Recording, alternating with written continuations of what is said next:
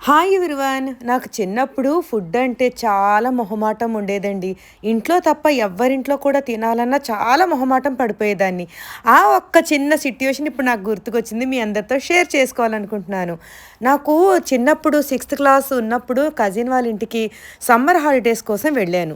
ఆ రోజు వాళ్ళు వాళ్ళ ఇంట్లో మంచిగా వేడి వేడిగా జంతికలు తయారు చేసుకుంటున్నారు. ఆ జంతికలు చూడగానే నాకు మనసులో లేదండి.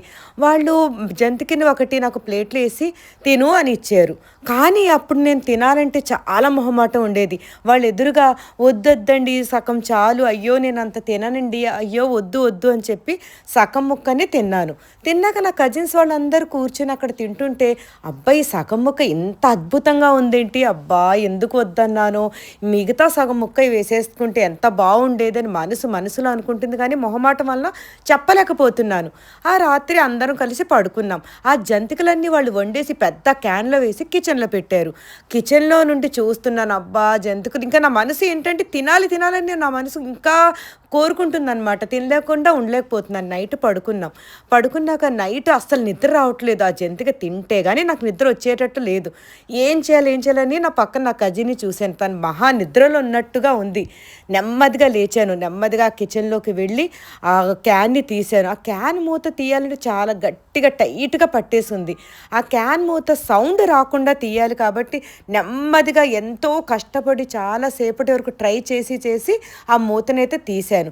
జంతికలను తీశాను. కానీ ఎందులో వేసుకోవాలి? చుట్టూ చూస్తే కవర్ లేదు, ఏమీ లేదు.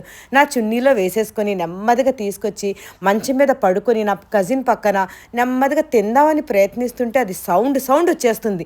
ఆ సౌండ్‌కి నా కజిన్ ఎక్కడ లేచిపోతుందో, ఎక్కడ తెలిసిపోతుందని భయపడి అతి కష్టం మీద కొంచెం ముక్క తిని ఇంకా సౌండ్ ఇంకా ఆపలేకపోతున్నాను.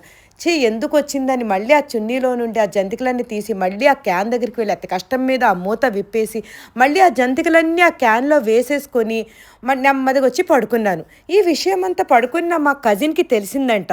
మార్నింగ్ లేవగానే నన్నడిగింది, "ఏంటి నీ చున్నీకి ఆయిల్ మరకలు ఉన్నాయేంటి?" అని అడిగేసరికి నాకు గుండెలు నాకెలా కొట్టుకున్నాయంటే, ఏం లేదు అది నూనె మరకలు కాదే అది నీళ్ళ మరకలు" అని చెప్పాను. తను నా మొహం చూసి నవ్వేసింది. ఇలా